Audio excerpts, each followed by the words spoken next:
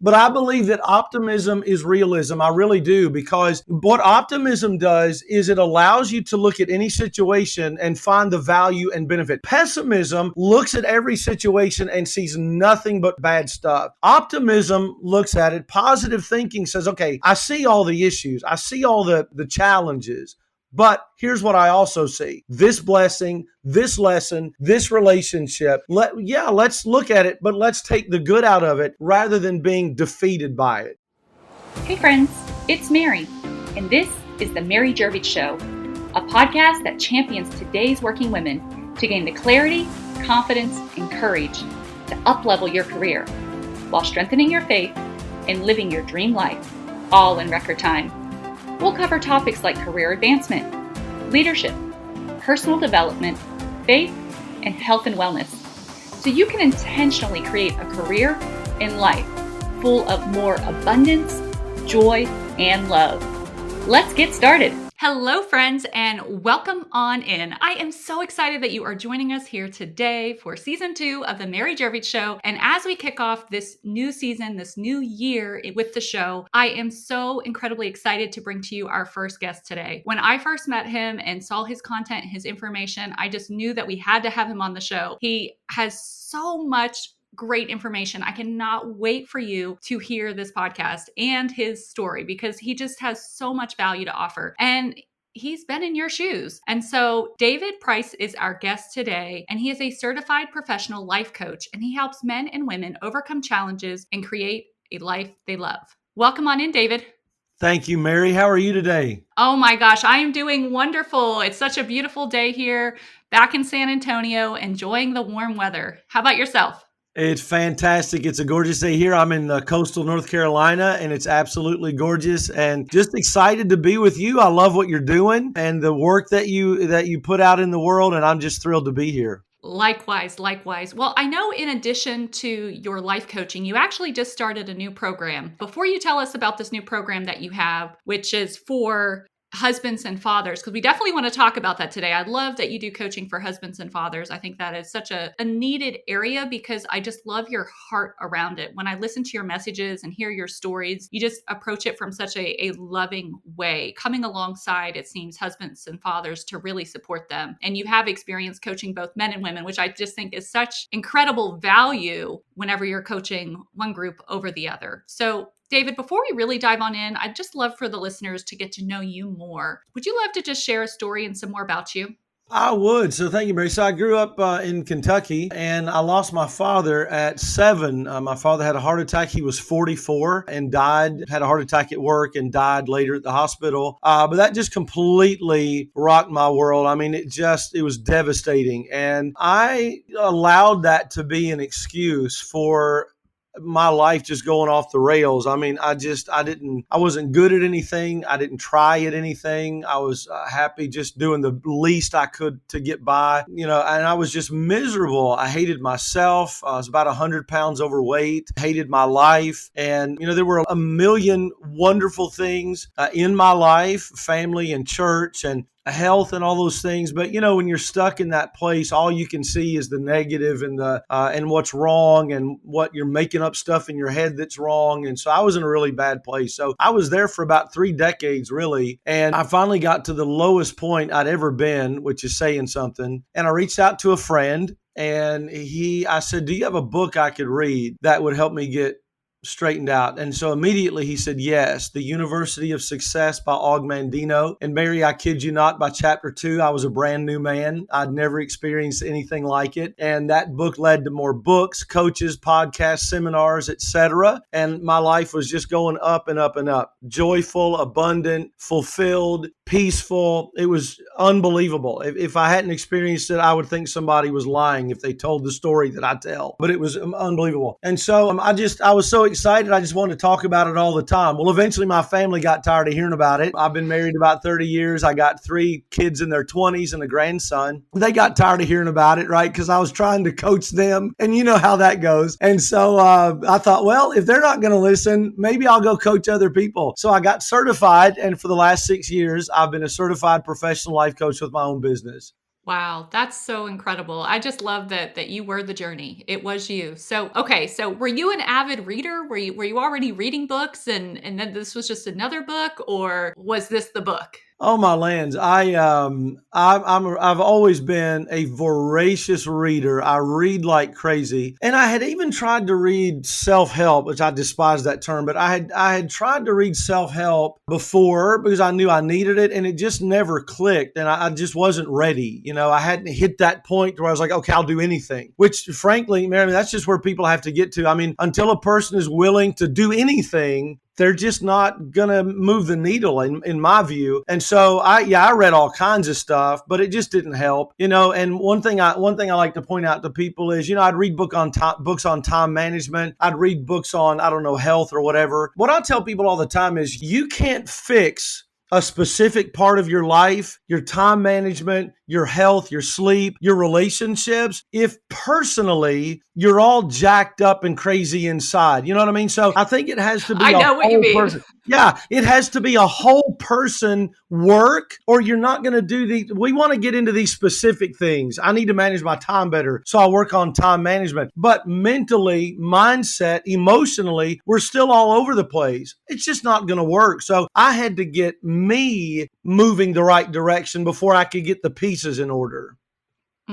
So good. So good. Really, like it's so true. I think, we can't see it depending on where we are in our journey. It's hard for us to really understand that, right? Because we really do think it's the one thing. If I could only do this, if I could only do this, if I could only do this, it would solve the problems. But that's not where happiness is found, whether it's in things or success. It's just not found there. And so we can run around chasing all of these things, trying to fix all of these things. And in some ways, I think that's almost telling ourselves that something is wrong with us. Like, we're not okay. Something's wrong with us. We're not good enough. And so we're constantly giving ourselves that message, but we're never getting to the root of the core problem that's causing all of the other problems. We're just trying to fix that one thing. So good. So David, on this podcast, we talk a lot about careers. So if we're talking about careers, what would you say is the foundation of life and career success? If it's not fixing the things. It's not fixing the thing.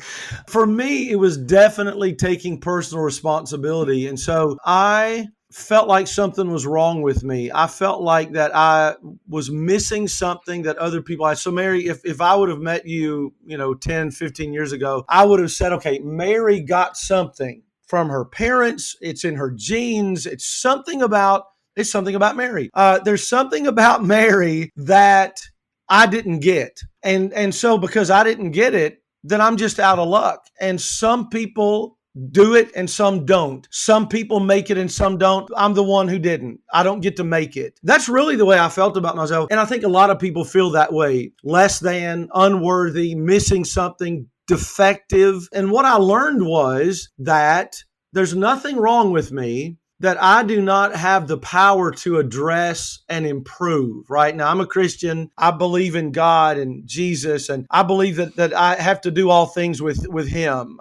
So don't misunderstand me. But so I'll say it this way. One thing that I was doing all those years was praying to God, please deliver me, please fix me, please do this or that. And I really feel like that God was saying to me, listen, I made you in my image. You're a believer. The Holy Spirit lives in you. I've given you everything you need. It's time for you to take the reins and start making something happen. I'm not going to swoop in and save the day. I've given you what you need. And I really feel that that's where I was. And so long story short, I had to take personal responsibility. I had to say, this is mine to fix. I'm going to start working on it. And I did. And things completely changed. That's awesome.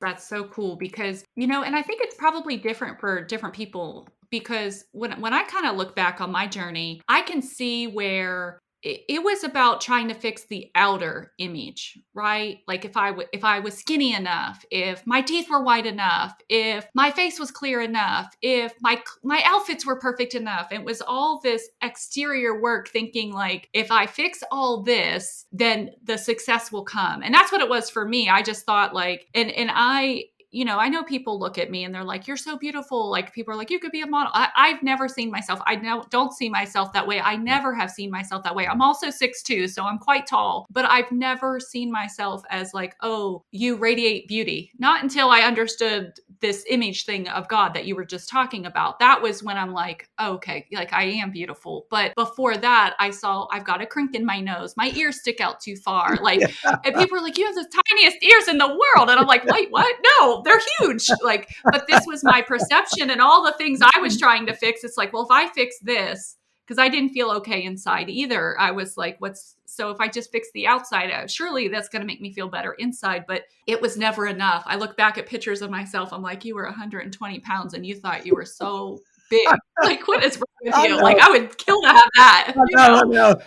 Gosh, even just a quarter of what I look like then. But it's so what are some other ways that it manifests itself?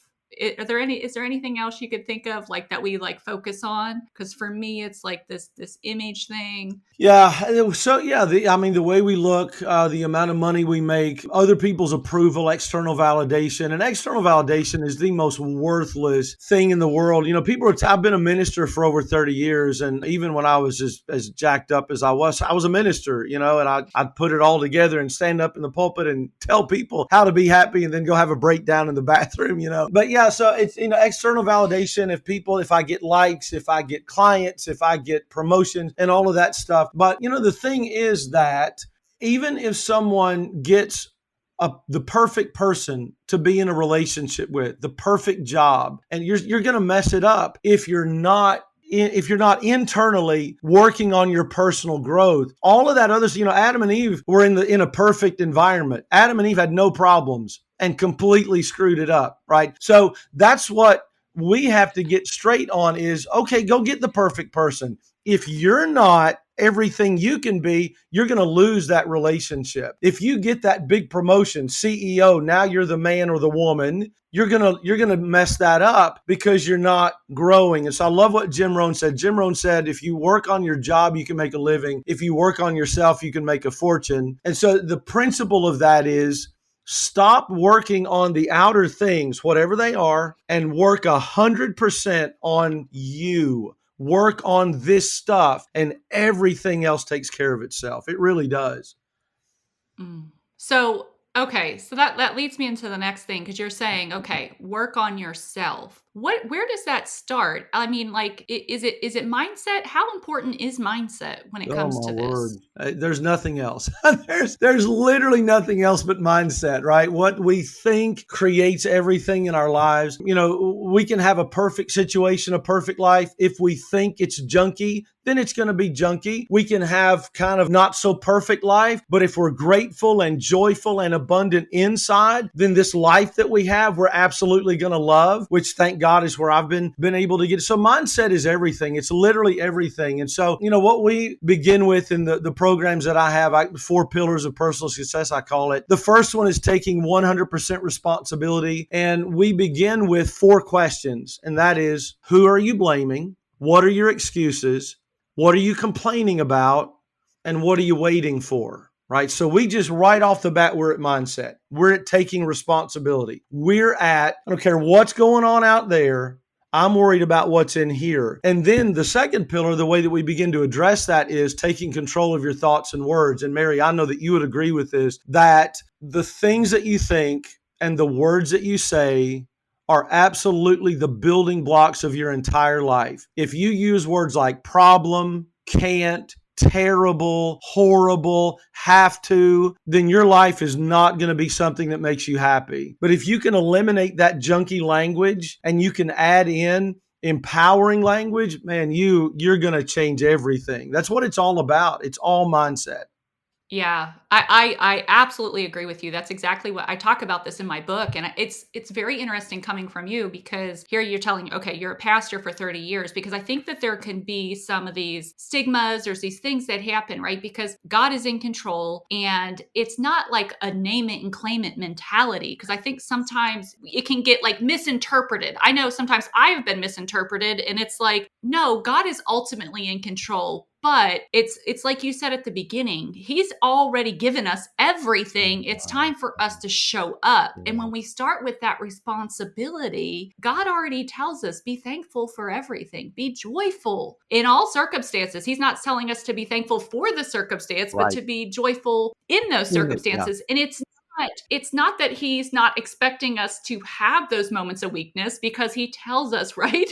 Blessed are the poor in spirit. Like, he already knows that we're going to have those valley moments, and he's already saying, hey, I'm right there for you. But at the same time, he wants us to think positively, because, and I think part of it is, it's, some of us are given the gift of faith. I think that's one of the spiritual gifts that I have, because I feel like chaos can be ensuing around me, or things are just happening, and I'm like, God's got this. Like, I need to do my part, but I know if I'll do my part, God will show up, because he always has. And I don't even know how the math is working out or why it's happening this way, because it's so illogical. But if I will just show up and do my part, and even if it's not like seeming like it's on track, somehow God is still working that out, but I have to keep showing up. And so how would you kind of like differentiate between this? Because when I hear you saying it's not just positive thinking, but it's really almost a reframing, because we all get to have a perspective, a lens in which we look through. And it's kind of that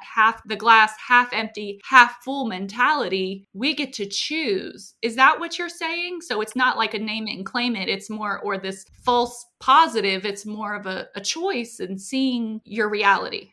Yeah, this, positive thinking is often criticized, and some of it rightly so. I mean, there's some junky positive thinking, fakey kind of stuff out there for sure. It's not denying reality. It's not some, Pollyanna. It's, everything's wonderful. It's none of those things at all. But it's a realism. It is a realistic way to, I don't know why so many people think that pessimism is the realistic worldview. Why is that? Why is it the person who always says, well, that'll never work. Here's the problem. Here's why that won't fly. Oh, he's being a realist. And so I say, well, it may not work. Let's try it anyway. Oh, you're just one of those positive thinkers.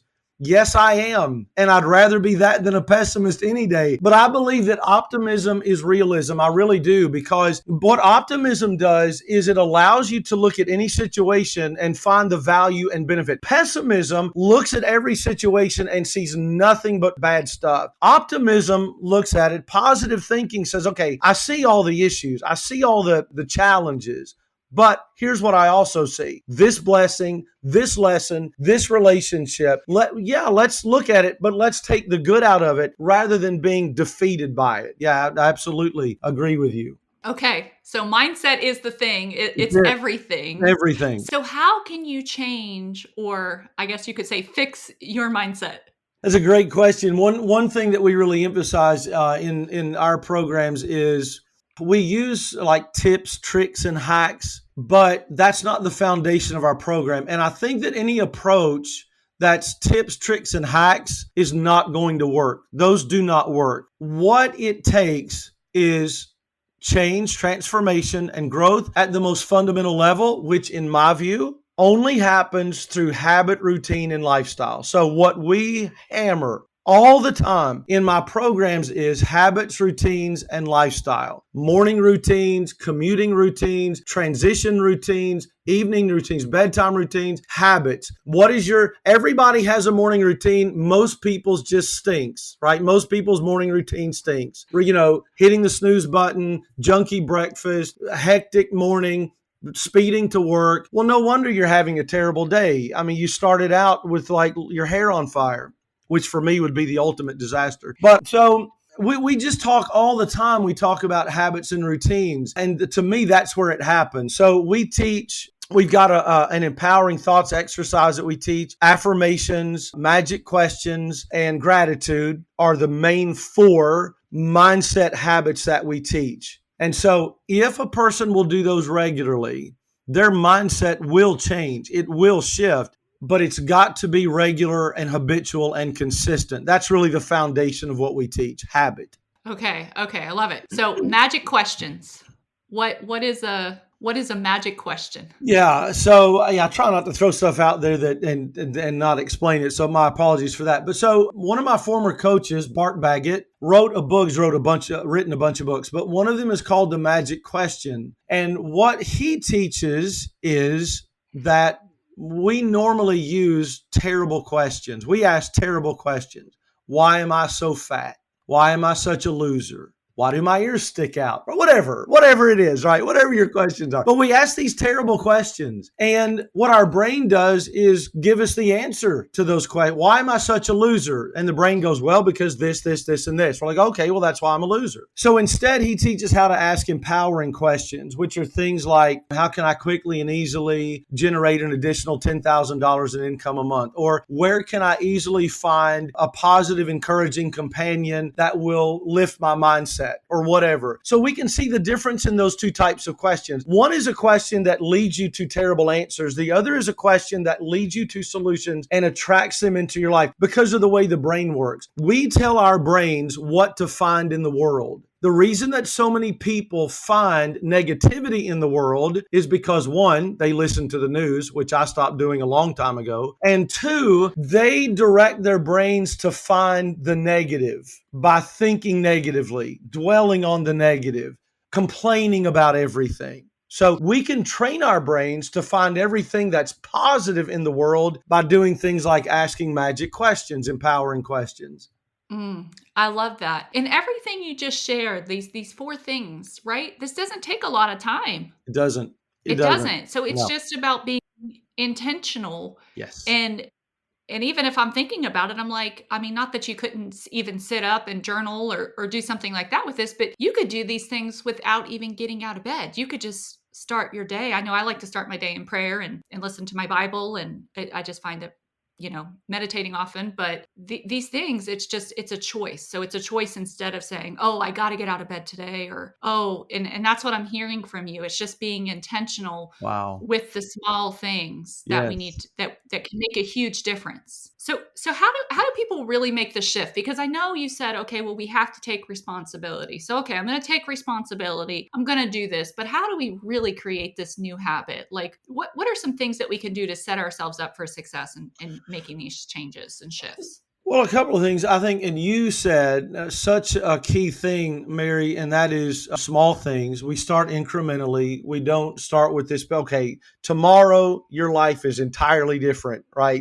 That's not going to work. It's too much. So we just teach incremental change. That's what my programs are 8 weeks long with the option of going longer. But the core program is 8 weeks because over 8 weeks, you can introduce incremental change. We can support you in it, right? So we're supporting it. You're adding things in. But Mary, at the end of 8 weeks, think about the amazing changes that you can make to so many parts of your life. So incremental change is huge. The other thing that we teach, I think that's crucial here, is the third pillar of our program, which is designing, writing, and connecting with your ideal life every day. And so sitting down and answering the big questions and writing a detailed description that you can smell, you can see, you can taste, you can feel, you get chills. So you write out this life design specifically, and then you read it every day. And that does a million different things, Mary, that I know that you're all familiar with and know how it works. But you read it every day and you're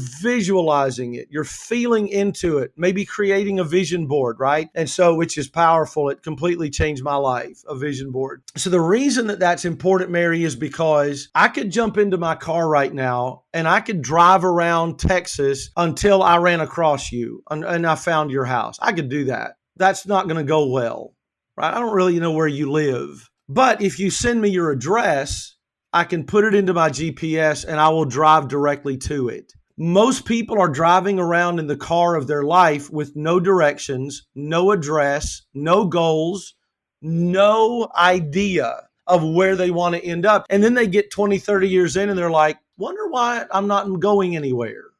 Because you don't know where you're going. And so that life design and connecting with it is really crucial. It gives direction, it gives motivation, and it helps you know what you're working toward. Yeah, I can resonate with that so much. I share a very similar story to that in my book because it's like I was just kind of drifting, right? I was just kind of like Yes. wandering around. It's like, and then it's like, well, how did I get here? Well, I got here because I wasn't being focused and Yes. intentional on getting anywhere. So, of Exactly. course, so you're just going to end up anywhere. And then I think it also is really detrimental when you don't have a goal, you don't have a focus, you don't have an ambition, or you're holding yourself back from that for some unknown reason. You're thinking, well, I can't do that and be this. And I think that's where God really can take the limits off of our lives. I know there was a point in time where I'm like, well, maybe I shouldn't work, right? I had a kid, like another kid. Maybe I should be at home with my kids. Maybe this is bad. And my husband's going to work now in another city opening a business. So here I am, excelling as an executive. And I've got 4 kids at home. I've got one that's special needs, one that's in diapers, a husband in another state opening a business. Is this really the right time? And it's like, God is just so with us. He just provides us the things that we Yeah. need. And I think that sometimes we hold ourselves back in life when he is saying, go, I will provide for you. I will give you these resources if you're going for the right reasons, right? If it's not just about you and your pride and money, I will bless the work that you're doing. So, okay, so you're saying write this stuff because I'm also seeing here, if we're not writing it, what happens if we don't have that goal, we don't have that destination? We're still somewhere, but maybe we're not as far as somebody else. And I think, is that like when comparison perhaps comes in more because we don't actually have ourselves to compare ourselves against to say, hey, we're not really looking to say, hey, you were better than you were a year ago. You're better than you were 2 years ago. Or, you're growing, you're on this journey, you're on this path. So we don't really even know what success looks like. So success is everybody else's success, which is at all different levels. Is that kind of Yeah. what happens? That's really powerful. I never thought about it that way, Mary, but that's really powerful. So when we look out there and we can see clearly everybody else's success, which is what we see. I mean, we don't see them huddled in a corner crying. We don't see them, how they got there. We don't see the dark side of most people's journey and what they're dealing with right now. All we see is, as they say, the highlight reel on Instagram or whatever. So we can see their success, but because we're so vague and so unmindful, we can't see anything about where we are, where we want to go. That is so powerful. I never thought about that before. That's why it's even more important, I think, to do 2 things: to create that ideal life so that you can see it. Make a vision board. You can see it, record it in your own voice. You can hear it. So you visualize it. You can see it in your mind. But I think also to be mindful, and this is where guys, really struggle. And one of my clients told me the other day, he said, you told us to celebrate wins.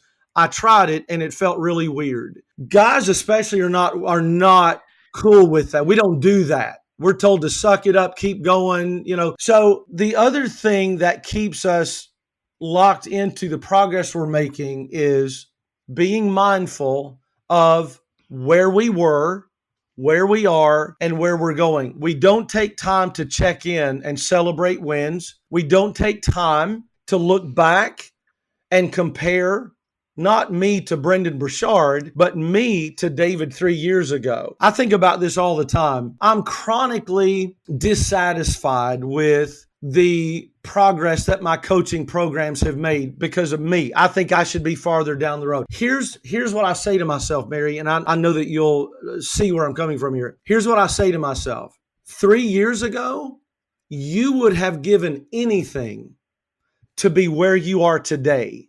3 years ago, if somebody would have said to me, hey, I will give you this coaching program with this number of clients, this much revenue, and this much impact, you would have fallen over half dead because you would have been blown away that that's even possible. And now I've got it and I'm like, that's just not enough. It's not enough. There's got to be more. You know what I'm saying? And so if we take time to check in and remember where we've been, where we are, look at that progress, but keep in mind where we want to go. That comparison stuff won't affect us as much. Man, that was $1 million insight, Mary. That was amazing. Well, thank you. And I think what it comes down to too is like what you're saying here with your business. And this is true for people in their careers. And I coach lots of business owners as well. And I see people sometimes like thinking they should escape their careers to go and open a business. And I think it goes back to, if your mindset isn't right, that's probably not a great decision, because there are so many challenges when it comes to starting a business that you don't even know. You get this idea that it's going to be easy. It's going to just kick off. It's all going to be, I mean, not to say that that doesn't happen, but that happens far fewer times than it happens. And not to discourage someone if God's telling you like, hey, go open a business. But where this comes back to is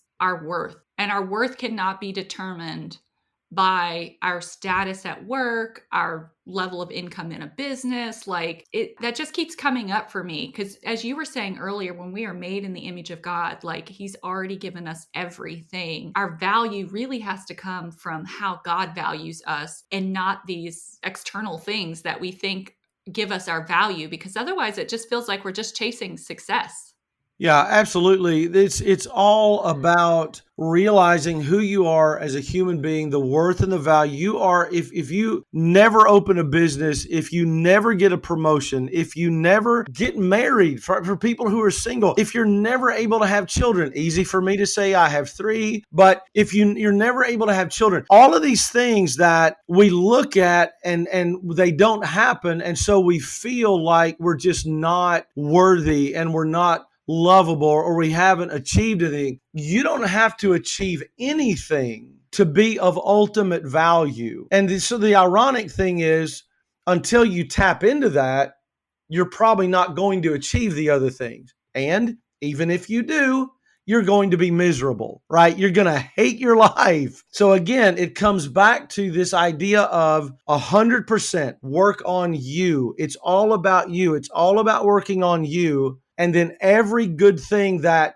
can happen is going to happen, and you're going to be ready to handle it. I love what you said, about, people do these dopey things like, a relationship's not going well. And so a couple says, well, let's get married. Maybe it will go better. And so they get married and it still stinks. And then they go and marry. I know you'll love this. And then they go, our marriage is bad. Maybe if we had kids, that would make it better. And I'm like, you've lost your mind. If you think adding more people and stress and sleeplessness is going to make things better, you've lost your mind. You're going to go crazy. So my point though is this, that your life doesn't get fixed by adding new things to it. Your life gets fixed by doing the internal work and becoming the best version of yourself that you can be. And that makes everything else better.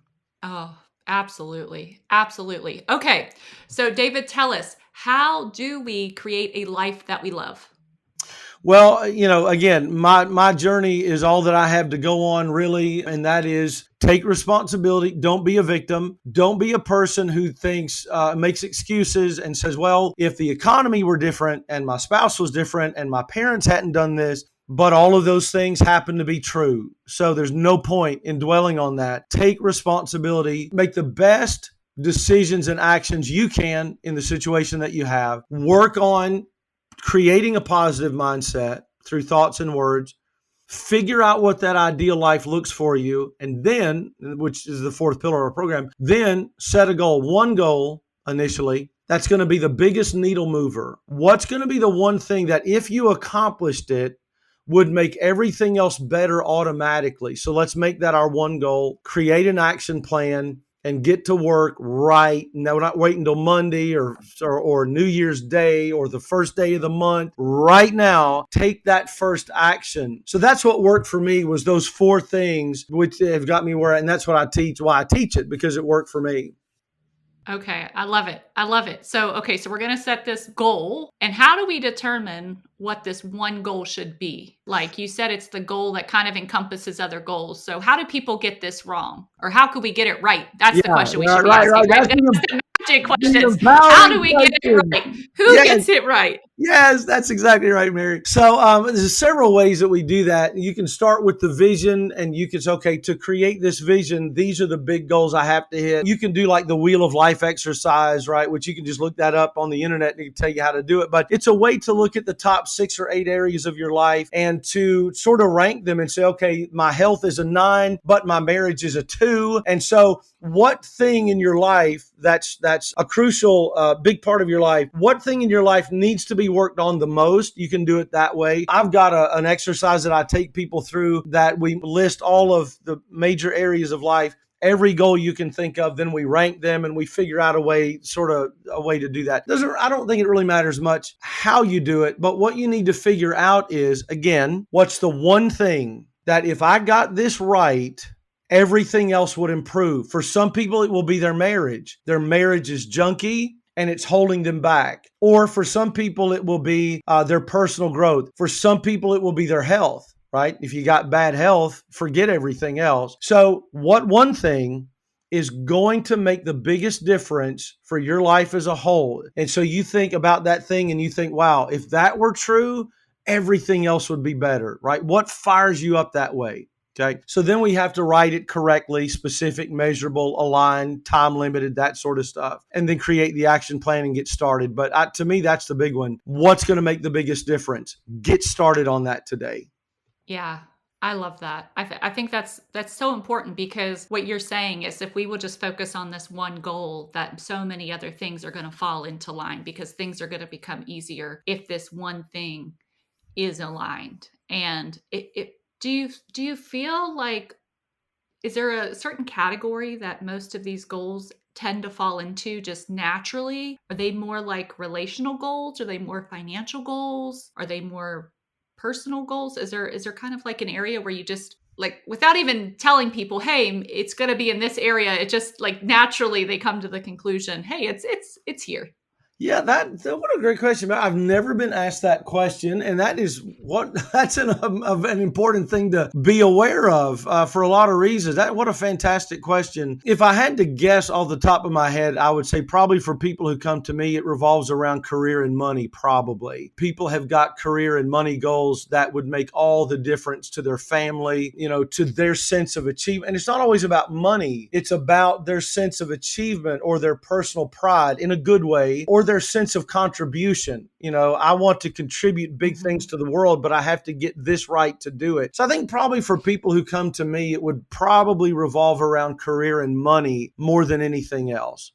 Yeah. Okay. That's very interesting to hear. I just find that very interesting. It's unique because I think sometimes there's this stigma, at least for women, whenever it comes to careers, that a group, not all women hold this to be true, but there's a group of women, and I think that we have these ambitions at our core, but we almost don't want to share them because we feel like, are we in line with what society wants for us? And I feel like I see this a lot. I love to watch people, especially in groups and doing executive coaching and career coaching. I do a lot of group coaching. And so I see groups together, and it's unique because how one person acts in one group, they actually act different in a different group. And I see this because the groups that I teach, they shift. We have new members that come in and some members that go out, and how they would act in one way, they kind of shift that. And it's almost like, I don't call them out, but I sometimes want to call them out and be like, what is going on here? Like how, and I didn't understand this. So I was working with John Maxwell, that it's like, we need to be authentically ourselves and just own who we are. Yeah. And it's not to say we're not going to shift a little bit from time to time. That's kind of natural. I think that's kind of like when you wear, I'm not going to wear my cutoff shorts to church, probably. Not that I couldn't wear that to church, but I might not wear that to church. I can't wear that if I'm part of the prayer team because we have a certain dress code. So there's a way that I'm going to dress when I go to church for prayer team that would be different than if I'm going to the beach for the day, right? And so I think there's like a natural kind of shift, but when we're in the same environment and I see people shifting, I almost wonder if it falls into like people pleasing.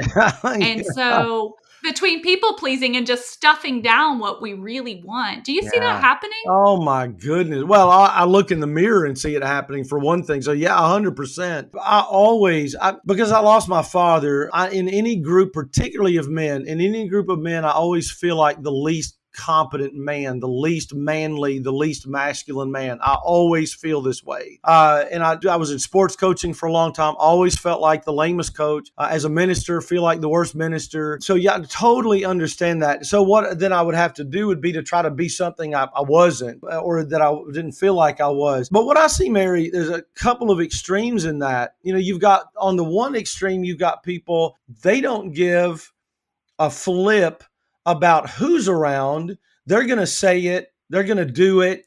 They're going to act like it, and they don't care how it affects anybody. I think that's bad. And then there's the other end of the extreme, which is they're going to be a chameleon and fit into every group that they're in. That's also not good, right? So you're right. There's got to be a balance. I've got to give a little. I've got to compromise. I've got to get along with the people around me. But when that begins to change who I am fundamentally, and I can't be honest about my views, my opinions, my wants.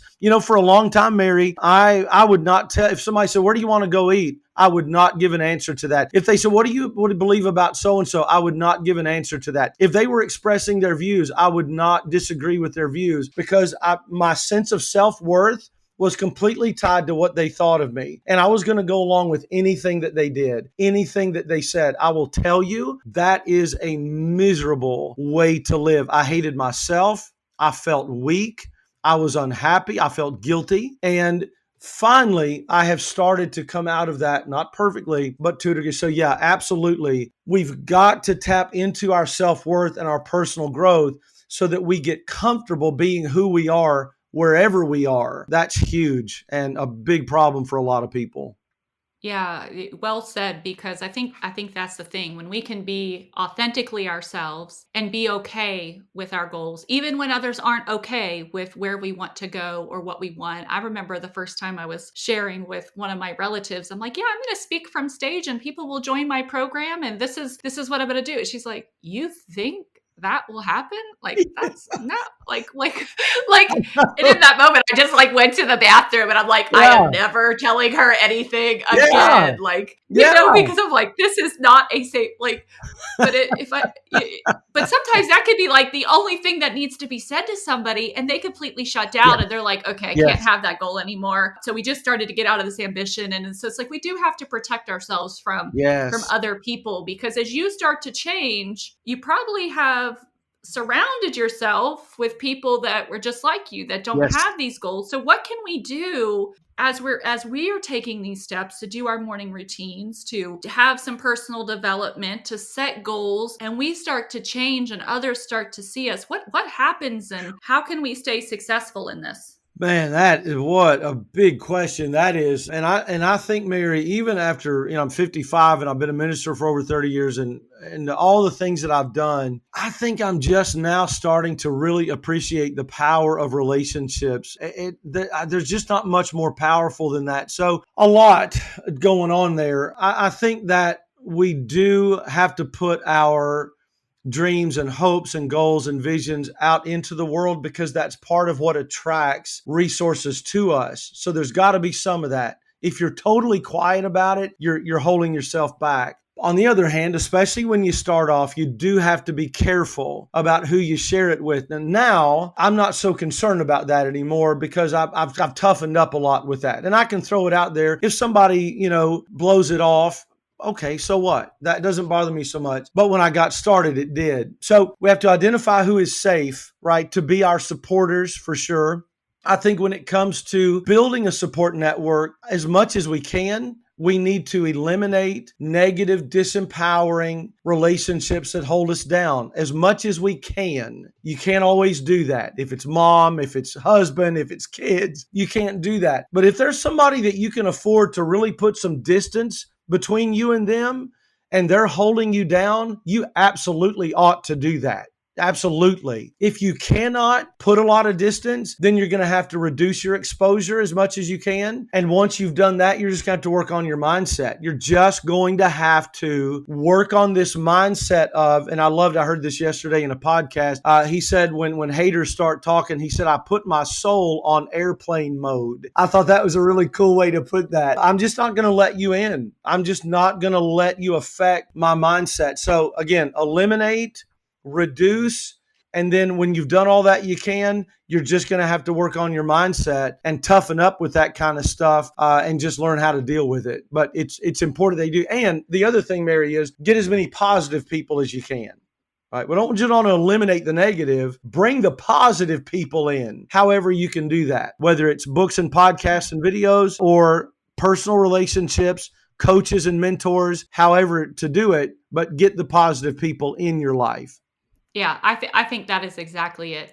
You got to get into community with people that are like-minded. And sometimes you have to pay for that community, but sometimes that makes the community more valuable. Yes. Because it's not, I know I have a large group of friends, different friends from different things. And, we're all on different tracks and different paths, and I love them and I want to spend time with them. But there are just some that are so much more in alignment than others. Yes. And it almost becomes this natural thing, but it's like, it's okay to let go. It's okay to not share some things in your life, and you could still be authentic, but it's figuring out those safe spaces that you should be in and can be in. Wow. So impactful. Okay. Yeah. Go ahead. You were going to say something. You can't leave us hanging. I'm sorry. Just quickly, you mentioned paying for it, and I just wanted to touch on that because this is a big shift that I've had to go through, and I think it's crucial. And I know people will hear people like you and me, Mary, saying this and go, "Well, yeah, they want my money. Of course, they're going to say this." This comes from a completely genuine place. I swear to you, this is the honest to God's truth. We have to stop being afraid of spending money to advance ourselves personally and or professionally. I've had to learn this the hard way, but as long as you're afraid to spend money to grow, you're going to be limited. Because the fact is, Mary, and I know that you'll agree with this, the fact is that you can get a lot of stuff for free, YouTube and blogs and stuff, but you're going to reach a point at which you cannot go higher until you pay somebody to give you the knowledge and tools that only paying money is going to get you. That's just Mary, would you agree with that? That's just a fact. So look, 1,000% agree. My life was changed. The first time I took my credit card out, like I had other people paying for personal development and that made a change. But the first time I took mine out and I said, hey, this wasn't, I think it was like $3,500 was the first personal development thing like that was substantial that I bought other than like a book or something like that. And I'm like, I'm putting this down. I am betting on myself. And then I think I spent another $1,500. It's like $5,000 or $6,000 in one day. And I'm like telling my husband, I'm like, I've got this vision. And he was like, are you crazy? Like, what is going on here?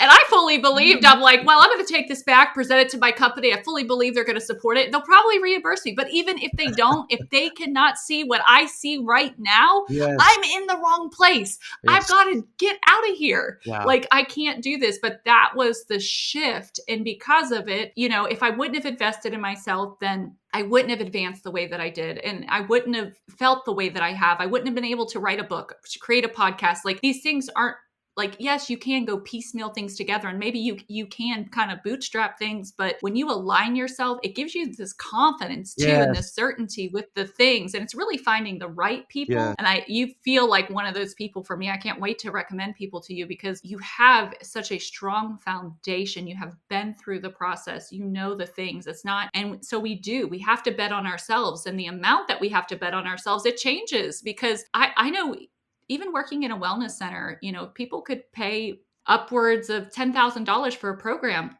Some people still wouldn't show up for their services. And when you gave them, it's the craziest thing because it's like $10,000 was nothing to them. So they weren't going to do it and get well. But then you had other people, you're like, they don't have 2 pennies to rub together. Let's help these people. Let's do this pro bono. Let's help them. They didn't show up either. Exactly. So not charging, not allowing someone to invest in their success is actually robbing them of the results. So I totally believe that, yes, we do need to invest in ourselves. And as coaches, we do need to charge. And there's a threshold of which we can charge so little and just make money because people still won't do it. It wasn't enough. The pain wasn't enough. And then there's a point where it's like, okay, if they invest this amount, then they're actually going to take the actions. And so even as coaches, we have to make decisions on pricing based off of at what price point will people actually take the action? And that's Absolutely. unfortunately the truth. Absolutely. Get lots of ideas over here. I'm like, man, we should almost have like a program where as they go through it, the price goes down. If they'll complete the program, they'll get a refund if they complete the program, because you want them to complete the program as the coach, because you want them to get the result. Okay, love it. Okay, so you work with husbands, fathers, and I would just love to know, we are learning all of these things here today. Say we have a loved one in our home and we're like, I guess two different scenarios. First scenario, our husbands really they don't have this kind of success path. We're already on it. We already feel like we're setting goals. We're doing the things that we're talking about on the podcast today. But our husband, they're not doing those types of things. We want those things for them. What is it that we can do? Should we do anything? How can we help our husbands? If we're feeling like we should help our husbands, should we even try that? Well, you can try. The fact is, Mary, until people are ready for help, they're just not going to take it. It's just not going to do any good. And normally when we persist in it, it makes things worse, usually. So, my recommendation would be to a woman who is on this path. And you and I, Mary, you and I know how this is. When you're on this personal growth path, you are on top of the world and you want to talk about it all the time. And the people around you, if they're not on board, they're like, I wish he would stop talking about that stuff that I don't care about. So you can try it. You can reach out and say, hey, listen, I have found this thing. It's changed my life. I'd love to bring you into it and share it with you. And then let them respond, but honor their response. If they're like, nope, then let it go. If they're like, yeah, I'd like to hear about it, take it as far as you can before they begin to resist, and then let it go. The fact is, you cannot change anybody. And that's one of the foundations of our programs, is that we're going to work on you. Everybody else in your life is going to do what they do. You understand what I mean when I say this as a coach, all I care about is my client. You know what I mean by that. I care about everybody, but I'm only going to work with you. Don't come tell me about your wife. Don't come tell me about your kids. Don't come tell me about your in-laws. I'm not coaching them, and you can't fix them. So my recommendation would be reach out to them, see if they're interested, but if there's any resistance, let it go. The thing that's going to change them, if anything does, is seeing the change in you. Be authentically changed and transformed. And if they're of a mind, they'll see it and want it. If they aren't, there's nothing you're going to do anyway. 100% agree. That is like the hardest thing, right? Because we think, and I think the other thing too, David, and you could speak to this for just a minute, is changing ourselves is the only thing that we can do. We can't change other people. We can't, and they're not the problem. Yes. Right. And if we really are fixed, and sometimes, okay, they are the problem, right? If you have an abusive spouse, I'm not saying you're the problem, you deserve this. No, that's not the case. No. You need to get out of that situation. You need to get help. Yes. You don't need to be there. You're not the problem. Yes. But blaming other people as the problem never solves the problem. The only thing we can do, and I know even on my journey, there's times where, because I love to do self-discovery, as I went through my own healing journey from my own childhood trauma and going through things. And it's not this perfect thing, right? Even as the years go, at first it was like, okay, up, up, up, up, up, up, up. And then there was a dip. And I'm like, what's wrong? What's wrong? I got to get back to that high again. Like, what's going on here? But realizing it is this journey. And we are never going to arrive. There's no arrival in this journey. We are always going to be working and moving. And it's not telling ourselves we're not good enough or we're not enough. But what I have discovered is happiness is not found in things or money. It is found when we are connected to God and growing, because when we are continuing to grow, we are honoring God by making the most of what He has given us. And it's really in the journey. It's not, the success is just a blimp. It's the results of the consistency in the journey that we took.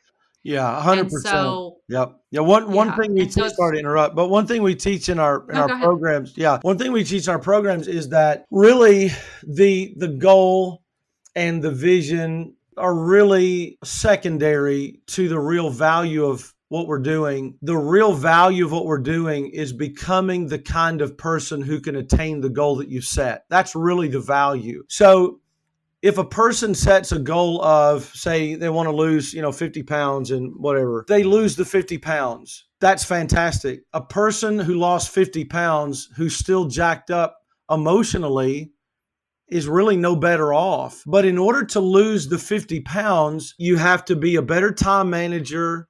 You have to be more disciplined. You have to be more positive. You have to be more diligent with exercise. You have to, et cetera, et cetera. So in other words, you're doing all of these things. You're becoming a better person as you pursue the goal. So that's the real beauty, Mary, of the work that you and I do.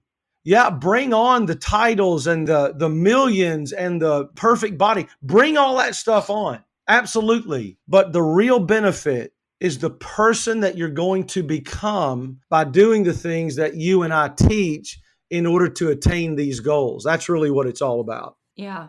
Yeah. And that's really where the peace comes from. It's the journey. Totally. It's the peaceful moments. Totally. So David, as we're wrapping up here today, is there anything that you wish I would have asked you that we didn't cover today? How can I quickly and easily afford an Escalade, Mary? If you can help me with that, that's my dream vehicle. And so if you got anything to throw my way, I'm happy to take it. So, I guess the only thing, Mary, is like what is the main message that I would get out to people? Like if I could just, in one sentence, what would I say? And it would be, don't give up.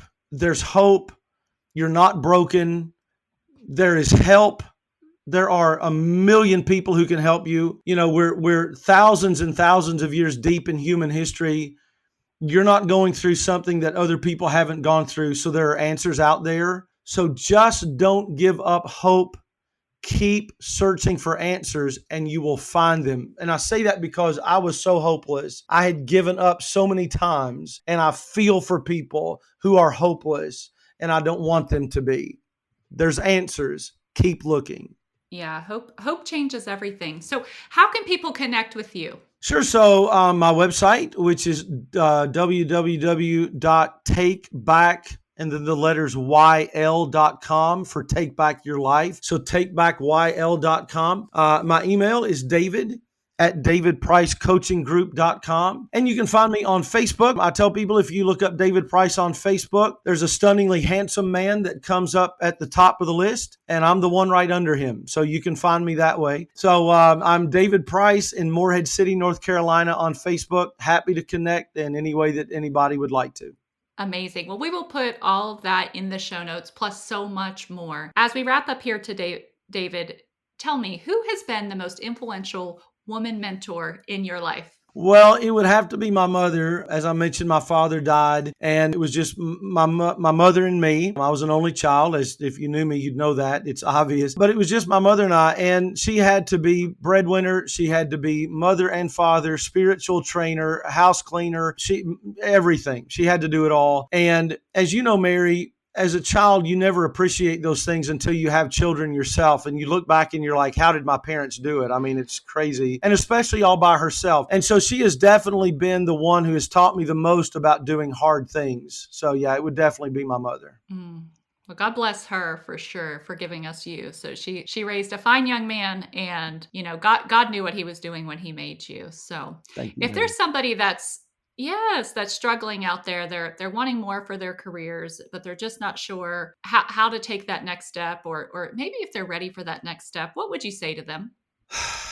I think it would be to get help, probably, not to beat a dead horse, but I think it would be to reach out to someone who you feel like is at least a step farther along than you, who knows something that you don't know, or knows somebody you don't know. But I don't care what you're doing in life or in business. These days, Mary, it's so easy to find people who are doing what you do and are a step ahead of you. And what the wonderful thing, Mary, is that most people who are successful are so excited to share what they know. I love this. I always felt like that successful people would like me, no, don't bother me, kid. But most successful people love talking about and helping other people. So I think the big thing would be to reach out to somebody who's a step or two ahead of you and just be honest and say, listen, I'm struggling. I want you to tell me how I can take the next step. And they will, in all likelihood, love to help you with that.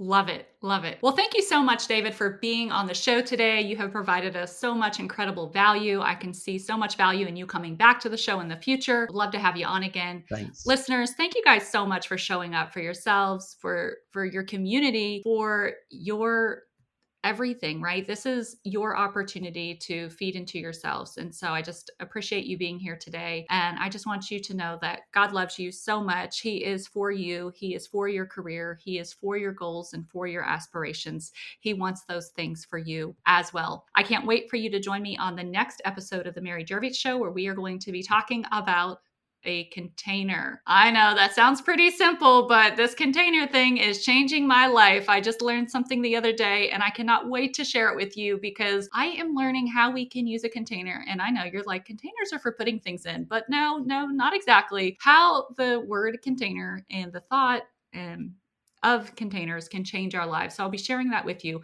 But until we meet again, just remember that you are only one plan away from your next promotion, and God, He's not done with you. Hey friend, thank you for listening today. Be sure to join us next week for another great episode. If you receive value from today's show, I'd appreciate it if you would leave us a 5-star review to help others learn about the show. And if you're ready to fast track your career and increase your income, impact, and joy, then head on over to maryjervich.com and check out the masterclass that teaches you how you can advance too. I'd love to hear from you. You can connect with me on Instagram, Facebook, or YouTube. This and so much more can be found in the show notes. I look forward to seeing you soon.